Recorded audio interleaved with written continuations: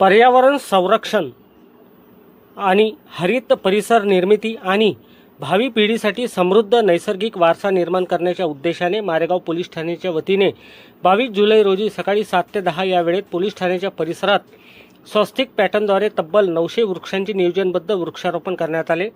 हा उपक्रम पोलीस अधीक्षक कुमार चिंता यांच्या मार्गदर्शनाखाली पार पडला।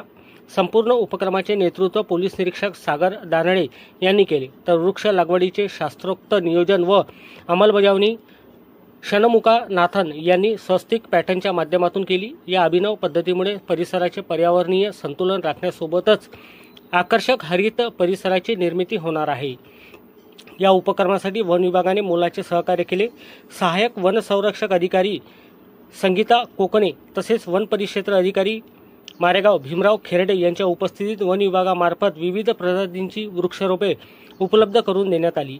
त्यांनी स्वतः उपस्थित राहून वृक्षारोपणात सहभाग घेत पर्यावरण संवर्धनाचा संदेश दिला। या वृक्षारोपण मोहिमेत मारेगाव पोलीस ठाण्यातील सर्व अधिकारी, पुरुष व महिला पोलीस कर्मचारी यांनी उत्स्फूर्त सहभाग घेतला।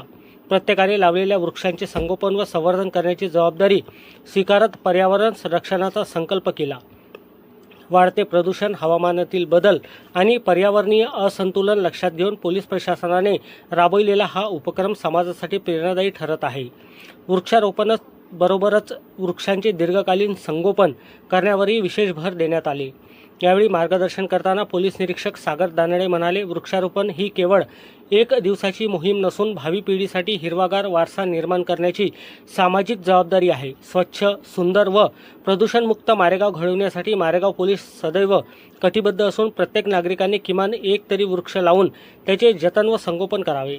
यवतमाळ जिल्ह्यातील पोलीस ठाण्यामध्ये स्वस्तिक पॅटर्नद्वारे इतक्या मोठ्या प्रमाणावर वृक्षारोपण करणारे मारेगाव पोलीस ठाणे हे पहिले पोलीस ठाणे ठरले असून पर्यावरण संवर्धनाच्या क्षेत्रात एक आदर्श निर्माण केला आहे।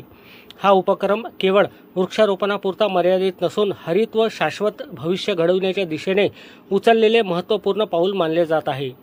मारेगाव पोलीस ठाण्याच्या अभिनव उपक्रमाचे विविध स्तरातून कौतुक होत असून नागरिकांनीही पर्यावरण संरक्षणासाठी अशा हरित मोहिमांमध्ये सक्रिय सहभाग नोंदवून एक व्यक्ती एक वृक्ष हा संकल्प प्रत्यक्षात उतरवावा असे आवाहन करण्यात आले।